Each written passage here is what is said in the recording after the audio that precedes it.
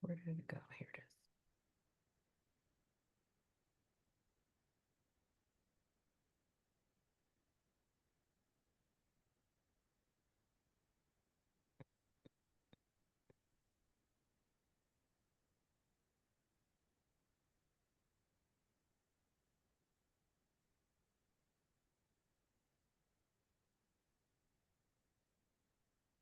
Good evening.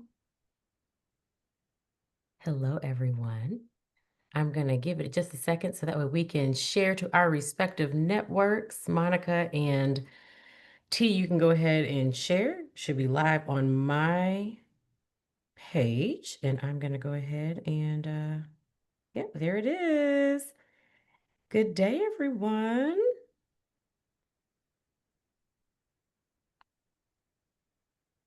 Okay.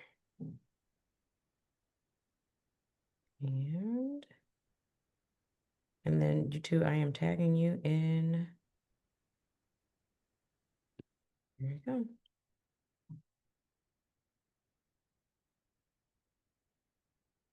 All right. We're so excited to see you. Hey, Zuri, that's my girl. That's my girl. How are you? How are you? Monica and T, if you all want to give me a thumbs up on Zoom that you have shared, and then we will go ahead and get started. And if you're joining us live, thank you. If you're joining us live, why don't you go ahead and tell us where you're in from, and then also just share with your respective networks. We're so excited this evening. Yes, Suri. Please share with your friends. Yes. Let's see here.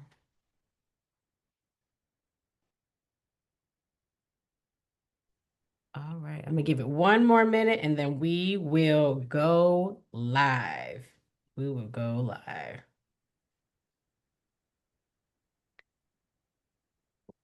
All right. Let me give it one more minute.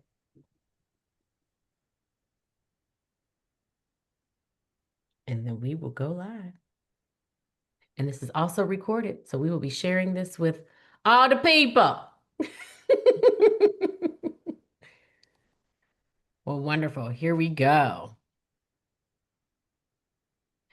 Want to welcome everyone to the Coach's Kitchen tonight, where breakthrough is always on the burner.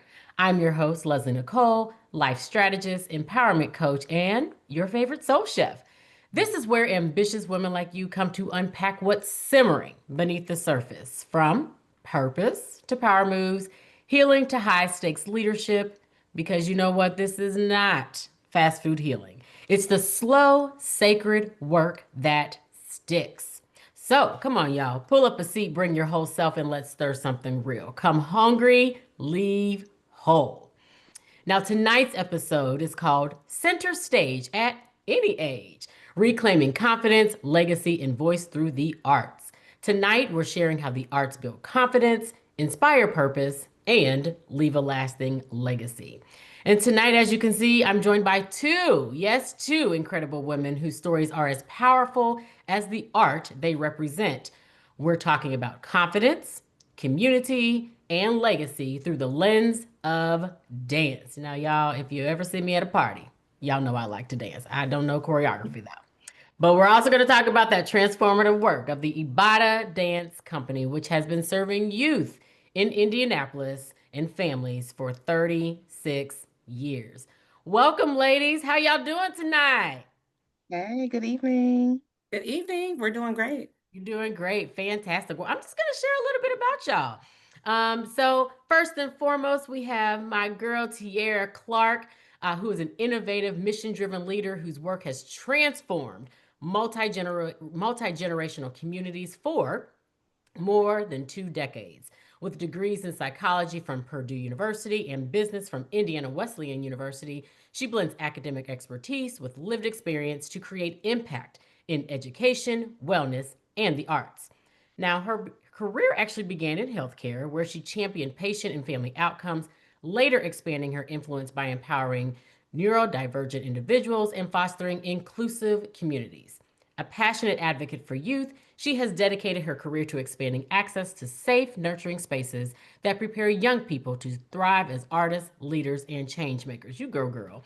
As an executive director of, or I should say, as the executive director of iibada Dance Company, the cornerstone in Indianapolis for culture for 36 years, Tierre has strengthened the organization's sustainability, visibility, and legacy. And I can actually serve as a testament to that, personally seeing her thrive. She's a proud Indianapolis native, wife, mother of four. She was also involved in iibada as a young dancer. She lives by the belief that investing in people, especially that next generation, creates lasting impact for families and communities. Hey T, I call her T, y'all. So hey T, how you doing? Hey, I'm good. I'm good. Wonderful. Well, thank you so much for being here. Thank And then last but not least, we have Monika Gillis, who is a also a I don't think I put two and two together, y'all. That you also attend. I don't. I didn't know either. So I'm like, hey. I don't think I put two and two together. That y'all both attended Purdue University, right up the street from me. I was at DePaul. But Monica has a degree in economics, political science, and psychology, and she later earned her certification in operational excellence from Penn State. She spent over 2 decades in Indianapolis, currently serves as a senior learning experience designer at UKG, where she creates impactful training programs that blend consulting expertise with evolving technology. She's been a dedicated member of Alpha Kappa Alpha Sorority Incorporated. Ha! That's my sister right there. For 17 years, holding leadership roles such as financial secretary and donor engagement co-chairman. Monica also serves as board chairman for iibada Dance Company. That's why she's here, and treasurer for Emerging Pearls Foundation, combining her passion for youth, the arts, and strategic data analysis to expand community impact.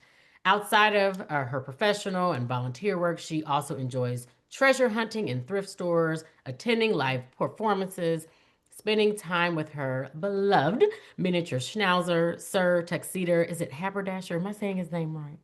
Oh gosh, is that right? Okay.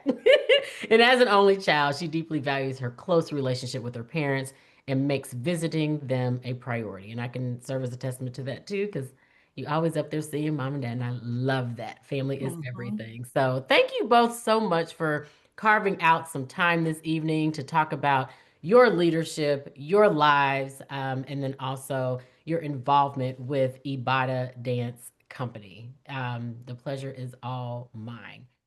So, T, this Yeah. is a truly a full circle story for you. From growing up in Ibadah yourself to now leading it as executive director, while also watching your own children benefit from the same space. What has it meant to you personally to step into that role, and why is carrying that legacy forward so important to you? I would say stepping into the role has been, like you said, very much full circle, but I think it's been equally important just to watch the company continue to grow, continue to evolve, and pushing that legacy forward because I remember what it did for me as a youth growing up in Ibadah, what it did for even my mother being a single mom, and Ibadah serving as an extension of village or an extension of family. I'm still very close to all of my dance family to this day. Literally, we are thick as thieves. So I think it's been important for me to make sure that that continues, right? Like, you can go anywhere and get a dance class and learn how to point your toe. You're not going to go everywhere and be nurtured and loved and feel that sense of belonging and connection and feel like, okay, the people that are teaching me actually care about me. They know my name, they know my siblings, they know what I do every day, because we see these babies, we care about what they do in their lives and things of that nature. So it's been rewarding to say the least. Right, right. And all you have four children. Four, yes. And they've all, at least in some retrospect, been involved with Ibadah. Yes, all four. So my twin daughters are now seniors at IU. They were both in Ibada. They started as, well, I don't even, was it called Academy? I think, yes, it was called Academy then. So they started off in Academy, and one of my twin girls did company. Mhm. My baby girl started in Ibada when she was 3, and she's now 15, which She's a very close friend of your baby. I'll just say that. And then even my son he's been with iibada. You know what? I'm sad. I really don't remember the age. Maybe 6 or 7. I can't remember. But he hasn't left, and he's now 12. So my children are very much a part of iibada. That's fantastic. And then Monica, you're our board president, and iibada has grown astronomically under your leadership. Why don't you tell us, why you decided to serve as board president of iibada? Like, why now? Great question. So honestly, when I joined the board, one of my friends was on the board and was leaving the city of Indianapolis and said, I'm going to connect you with this organization. I think you would be a good fit. So I joined, and at the time I was just a regular board member, and then I kind of elevated up through the ranks, I guess, to becoming the board chairman. But I really love Ibotta because it really connects to some of my core principles and my personal values, which are like creativity, community, loyalty, service, and security. And so it really just puts into a nice package the things that I really value in life. So it's just a perfect fit. That's awesome. And I know that some of our pre-conversations, you had mentioned that you were a shy kid, and that through maybe it's the arts, maybe you could talk about what the arts did for you as a shy child. Absolutely. So it's interesting. Just about a couple of weeks ago, we had a lunch and learn or something about um, imposter syndrome. And one of the things that the facilitator stated was that usually this doesn't just happen out of nowhere. There's some type of event that occurred in your life that causes you to have this type of imposter syndrome. So I was sitting back thinking to myself, Monica, what caused you to have this? And the first thing that kind of came to mind, I don't necessarily remember being a shy child the whole time. I might have been quiet or introspective, but not shy. And the first time I really remember that happening is when I changed schools from um, a Catholic school to a regular city school with a different program, and it was in the middle of fifth grade as well as that. So it wasn't starting fresh with these kids; they were already halfway into their curriculum. And I Mhm. just remember after that point, like events and opportunities to be on the stage, which really just um, incited this fear that like I could feel it in my body, and it was just Mhm. terrifying. In the ninth grade, my best friend at the time, she convinced me to join the drama club with one of the teachers in the school, and his name was Mr. Boswell, rest in peace. And he was just really instrumental. Now, I will Mhm. say I'm not necessarily the best actress or anything like that. And I would do theater in the Theater Guild, West Side High School. What's up, Gary, Indiana? Um, Right, that's and my mama's school. Go ahead. um, and I was never like really in the front. I wasn't the best dancer. I might have been a tree or something, or in the sidelines or on the side, waving my arms like this. But just the opportunity and the experience to be on the stage, to break out of that shell and to do something that felt very outside of who I normally was. And Yeah. now I feel like it's a little bit more of who I am, and Mhm. the aspect of the arts and theater and Mhm. music is something that's always been an underlying current in my life. Mhm. I have a very musically inclined family, so I was always at some kind of musical or play or something like that anyway.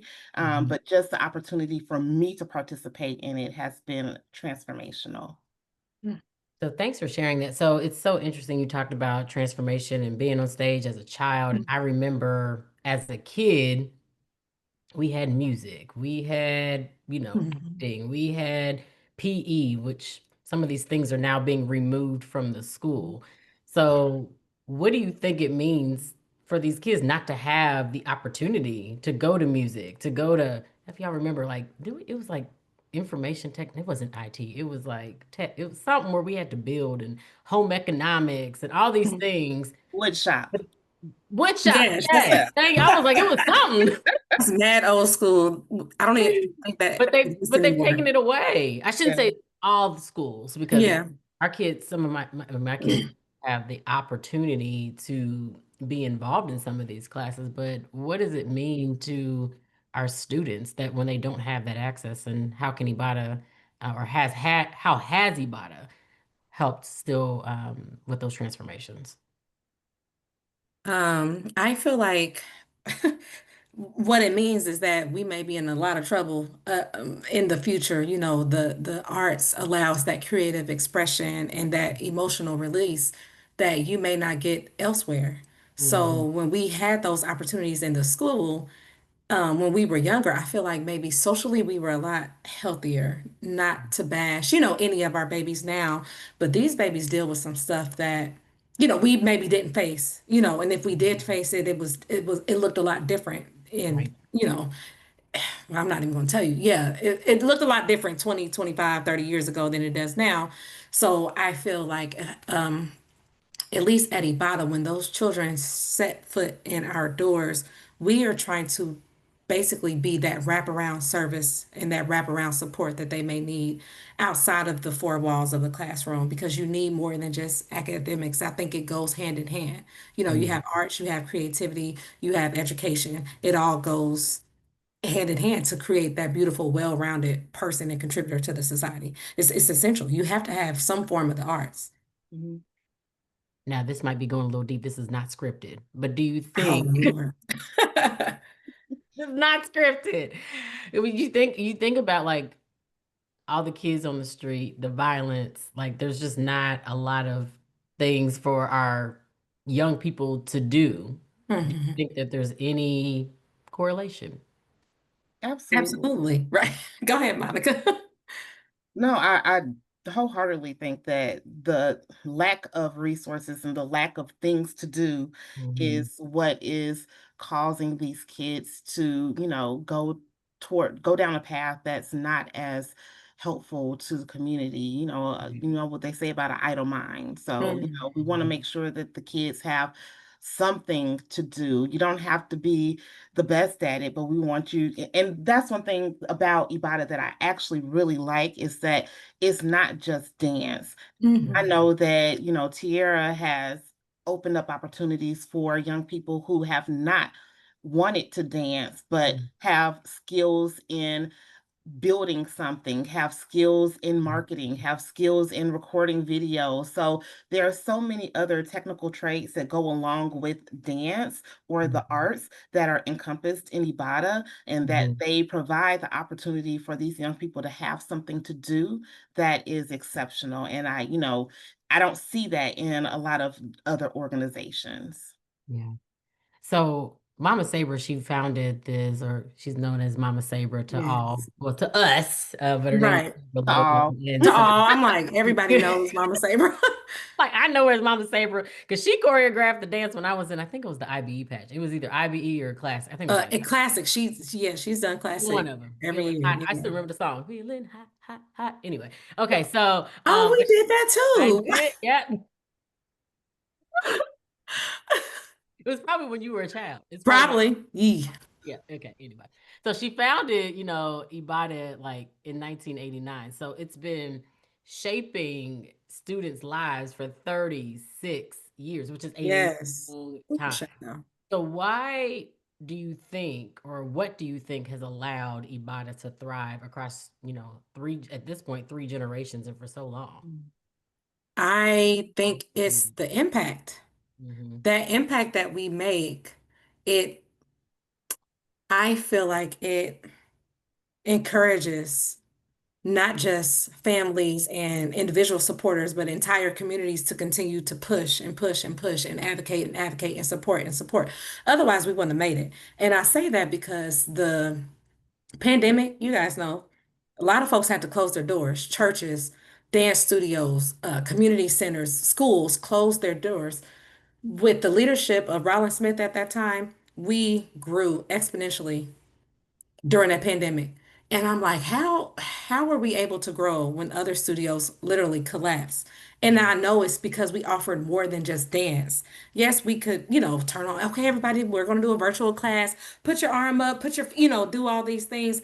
But I think it was us reaching out and still serving as like that mentorship during that pandemic that allowed us to keep those kids and not just keep, but grow and attract more kids, more families. It Mhm. has to be. It has to be our impact. It speaks volumes. It's literally been that Mama Saber and I, we tried to sit down last year and count how many dancers and families iibada has served and changed lives for, and it was over 10,000 easily. Because we're not just in the studio, right? We have Dare to Dance where we're in the schools. We have Keep Your Campers Moving where we will physically go to the camp over the summer. We go and do all these different workshops and things like that at community centers. Our impact, our reach is huge. Mhm. Talk to me more about Dare to Dance. So, what exactly is that? And you talked about going to the schools. What exactly is that? Yeah, so Dare to Dance allows our quality instructors to go into a school system. We're in IPS and a lot of charter schools at this time, where we just go and we meet the students literally where they are. We're like, okay, kick your shoes off. We're going to get some windows and doors in this gymnasium, and you're going to learn some dance. So it's just us teaching movement and empowerment through that art form. Some of the schools do come to us. It's like a field trip. They get on the bus and they come to the studio, and it's all during the school day. So I will say some of the schools, I think they embody and they understand, hey, we need more than just academics. So they offer dance as a special or as an elective. So they allow Ibadan to come in and do that. And then Mama Saber started Keep Your Campers Moving. Goodness gracious, probably 30, at least 30 years ago, where we are just there for the camps. So in the summer, when kids are looking for something to do and they may or may not want to commit to a full season at the Mhm. studio, we are there to teach dance at the summer camp. And or Mhm. they come to our studio again. It may be a field trip 2 or 3 times a week. They come to the studio and they're like, "Oh, there's mirrors here. There's a dance floor here." So it's just different for them to get out of their normal atmosphere or their normal environment to come to an actual studio. Yeah. So, this question is for both of you. So, running a nonprofit takes heart, it takes Ooh, child. funding, it takes patience, it takes support. No Have one told me. no one told you, girl, but I'm telling you now. So, what has been twofold? What has been one of the biggest lessons you've learned in leadership running a nonprofit, and what has been one of the biggest challenges? Mhm. What time is it, and do you have enough of Yeah, I'm it? like, it's only 6:24. How much time do we have for this question? Well, we can follow up with you can write it in the chat. You can write it. Um, I would. First thing that comes to mind is document everything. Ooh. Everything.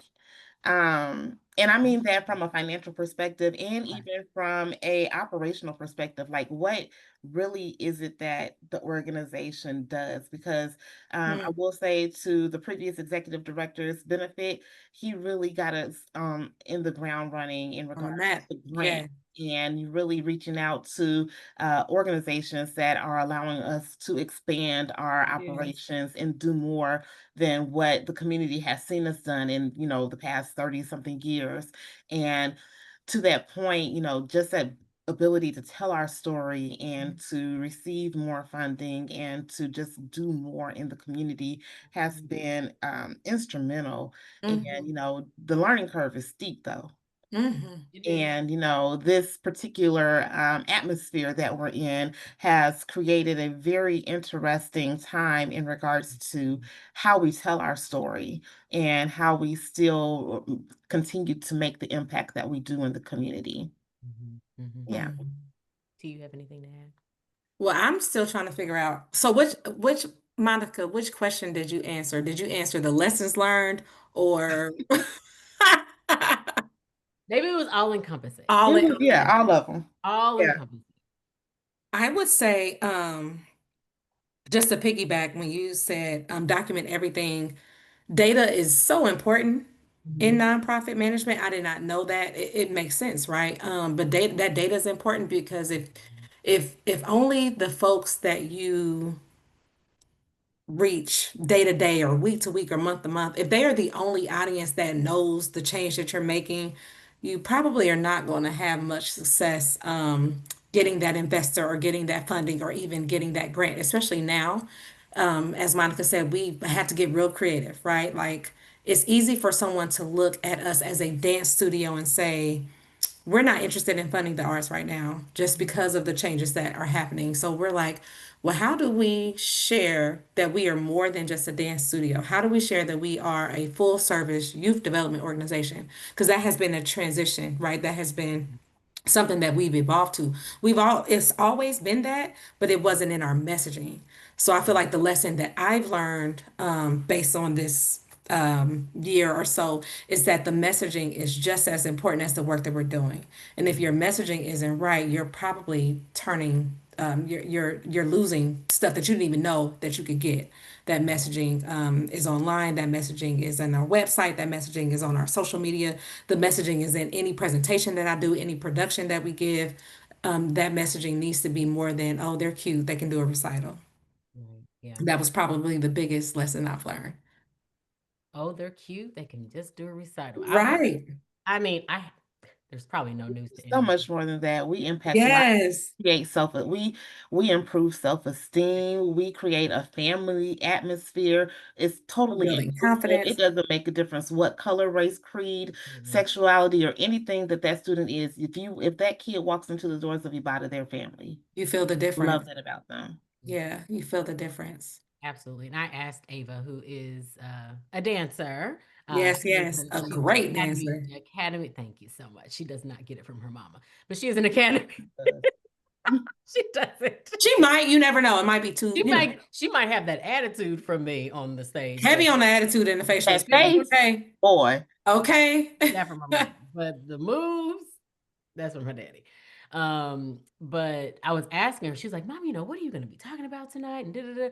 I was like, well, tell me, what does Ibotta mean to you? She was like, well, it just really helps me express my emotions. Because Yes. my child actually, even though she is like "Da-da-da-da-da-da-da," at Ibotta, if it's not Ibotta or if it's not with people that she knows, she's Hmm. very shy. I know. Oh, I know. She's a very Yeah, I shy know. kid, and she was like, "But it just helps me." She becomes like a totally different person, and I'm like, "Who is that?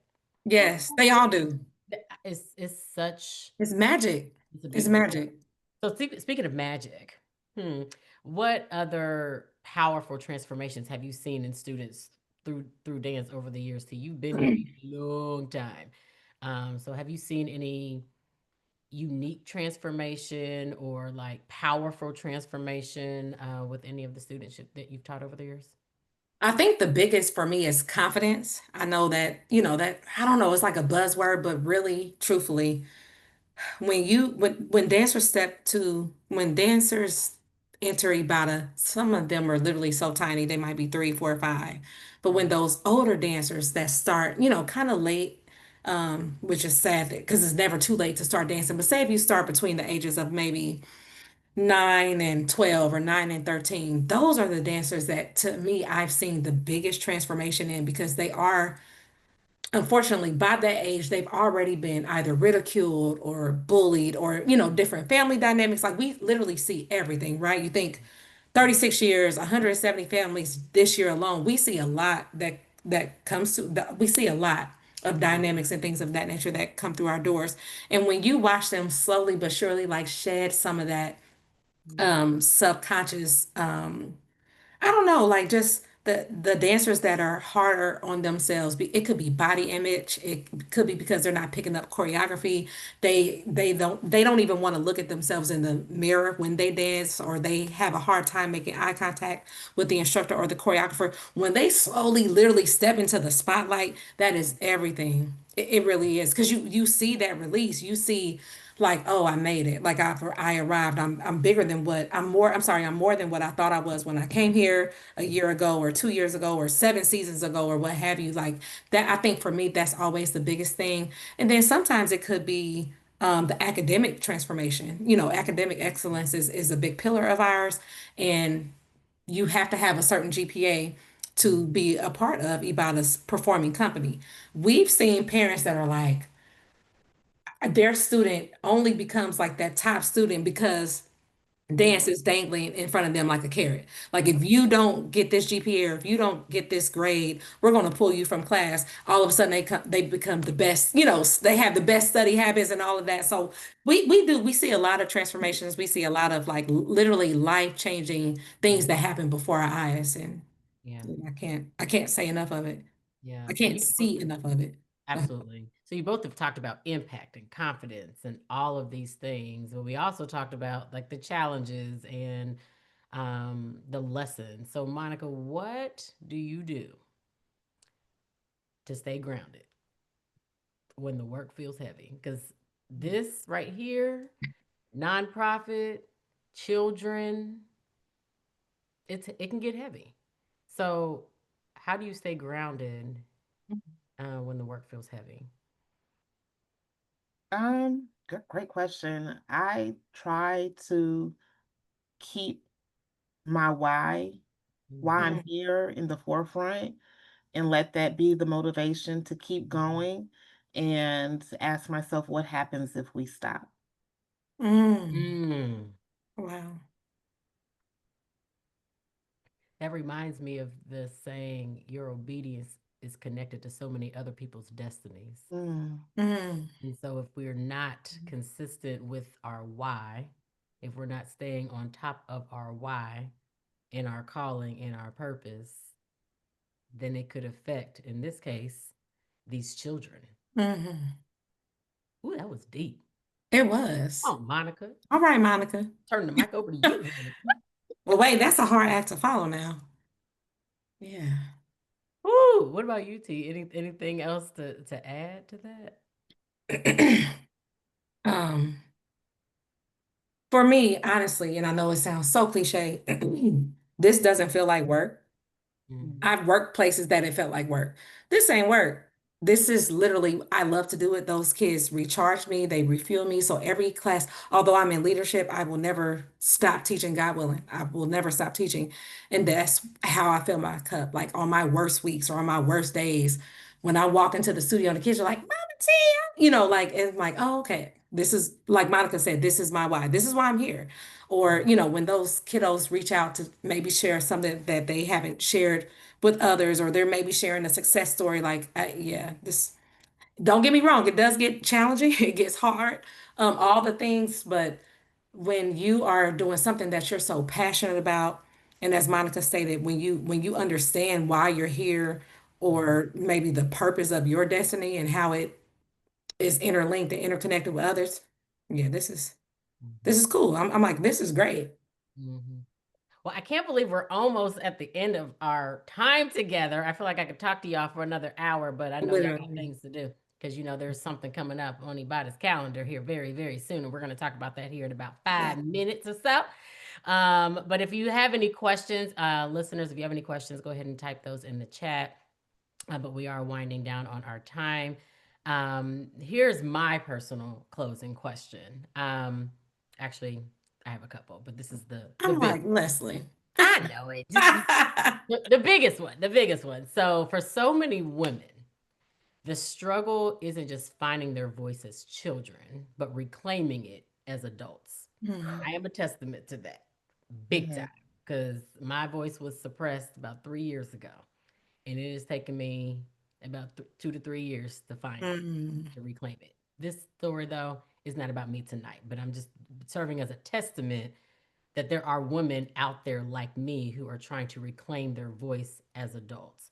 So, and that can be suppressed after career, after Mhm. family, after doubt, after an identity crisis has quieted down. So, from your experiences, what encouragement would you give to women who are still trying to search for their voice, no matter their age? I know I just got deep at the end. It's all right. Y'all can think about it. I don't think I knew this was coming. What'd you say? Yeah, no, I need and to I need to really think about none this. of the emails had this question. I know, because Right. I'm like, it I would don't think I knew about this one, you Leslie. you didn't. And you know why? Curveball. Because it wouldn't be an organic conversation if I would have told True. you in True, advance. And you true. would have been like, oh, let me go research. Let me go look at my Bible. Let me go look at Definitely would. my Okay, you're No, we don't right. want to do that. I just want you to tell me, like, if you were talking to a girlfriend, I mean, such as like Leslie Nicole Smith, if you were talking to her And I'm like, oh my Mm. gosh, I'm trying to reclaim my voice. What would you tell me? Like, what from your experience, what would you tell me? Ooh, I'll go first. I'd say, because I feel like I'm going down that path now, right Mhm. now. Mhm. Just in, I don't know if it's even reclaiming my voice. It's finding my voice, finding my Mm. true, authentic voice. Mhm. Um, and I would just say it never stops. It's a ongoing process. Mhm. I've had conversations with people and I hear how like their career has changed from this, that to the other, and in every type of turn they take is growth and progression. So just be willing and open, just be receptive to whatever that change is. This is me talking to myself more than anybody else. And push yourself to move past those blocks and those boundaries that you may have put up for yourself. Me being on this podcast is not something that that was not on my bingo list. But here I am putting a number down on B72 or whatever it is. So just be open to whatever experiences come to you and take that lesson, whether it's good, bad, or indifferent. Learn something from everything. So, Well, I appreciate your yes, Monica. Wow. I do. I appreciate your yes. Me too, Monica. You're so inspiring. So can I just take her answer? Is that it was so great. I'm T. like, girl, that's the That's whole not your essay voice, question. T. This I is know your you're right, voice. you're This is right. your voice. And I'm normally so loud. I would say,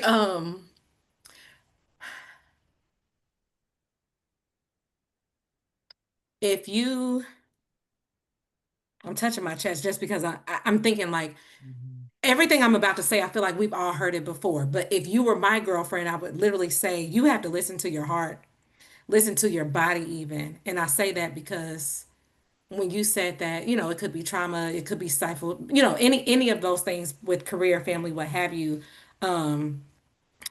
Usually, if it feels wrong, it probably is, right? If it feels like it's not a good place or not a good fit or any of those things, it probably is. So I'm always just like, girl, listen to yourself. Mhm. Seriously, listen to yourself. And then when I say listen to your body is the best indicator of, girl, you need to get up and go, or it's time for a change, or you need to speak up and say, you know what, this is how that made me feel. This is what I'm not going to tolerate moving forward. This is what I'm going to do to change whatever area of my life that I can change and what I have control of. Those are when you first asked that question, that's where my head went. Mhm. I'm very vocal, so I usually don't. I say things that I probably shouldn't say without a filter, but I do know that it's taken me a while to not feel bad about Mhm. speaking to my needs first. Yeah. mm, Yeah. That's important. We have to do that because we put, well, at least usually as wives and mothers, excuse me, we put everybody before us. The kids, the husband, the dog, like, no, sis, you got to take care of you because you are equally important and you cannot pour from an empty cup. So if you give to the point where you have stifled your own voice or now you are bedridden because you are sick or tired or whatever, then you're not helping anything or anyone. Yeah. And I also piggyback off of that, and I think Tawana House, she's listening in, and she said it's definitely an ongoing or lifelong journey. Mm, Um, and I wholeheartedly agree with that because it could be that your voice is not suppressed. It could just be that your identity is changing. mm, Have women that are going from, oh goodness, women that are going from like, oh my gosh, I just had a baby and now they're about to be a senior in high school. That's me. Or oh, all my children are out of the house and I'm an empty nester. What the heck do I do with my time? Who am mhm, I? Or they've changed their career, or they live in a mhm. different neighborhood, or they've moved and they're Any like, of I have it. no idea who these people are around me. And so it's literally just like so I'm not an artsy person. What is it? Like voice inflection, voice, there's different tones and inflections and all these oh, Um, yeah. different things, Uh-huh. and Yeah. timers and raspiness, and mm-hmm, like our voice changes depending on this mm, circumstance. And Mm-hmm. so it may not be suppression. It could be literally anything. I call it mm-hmm. life happens. We all say that. Life happens. Yes, life No matter happens. what's happening in our life, our voice is going to change Mm, Mm. in real life. in real life. In real life. In real life. So we got deep at the end, but I'm gonna take it back to iibada real quick. So what's next for iibada? How can people get involved, support the mission, all all that jazz.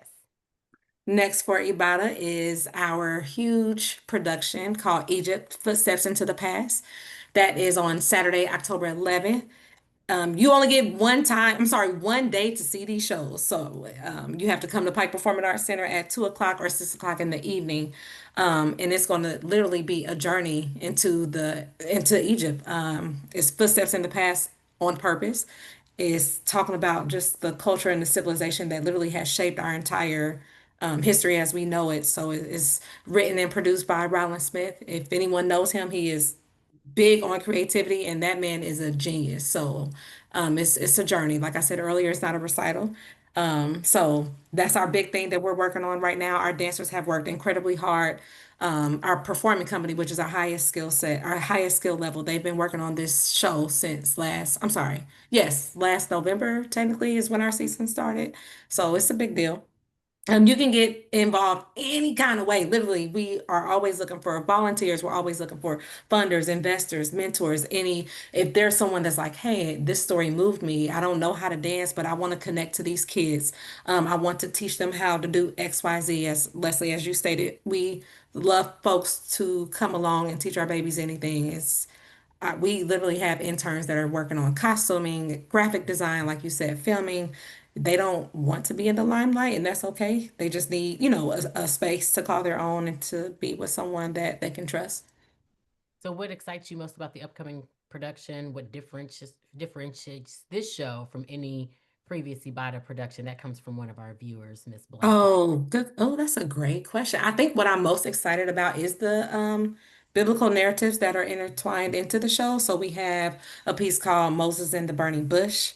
We have a piece called Red Sea. There's a piece called Through Heaven's Eyes. There's a lot of I'm not going to say biblical reference, but there's a lot of stories and narratives that come from the Bible. So that's not to scare anyone. It's not like this overly, religious show or anything like that. But I am excited about those pieces. History. History, yeah, it's literally history. And also, we love it when our alum come back to choreograph. So we have an alum that we've been trying to get to come back for a while, Nicholas Owens, and he has set a piece on our first company, and it's incredible. It is Moses and the Burning Bush. So I'm excited for a few things. On the downside, which is not a negative for anyone probably but me, we have four graduating seniors this year, and we haven't had seniors in a long time.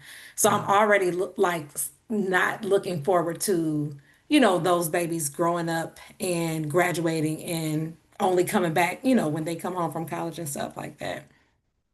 Well, thank you Sadness. so much for sharing that, Monica. This last question is for you. So T just mentioned sponsorships and donations. So, what if you're in Indianapolis? What if you're not in Indianapolis, but you still want to support Ibada? How can they support, and what does that money go towards?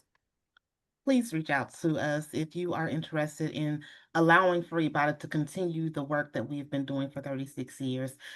There's so much that goes into not only just putting on a production, but the day-to-day work that is done at iibada.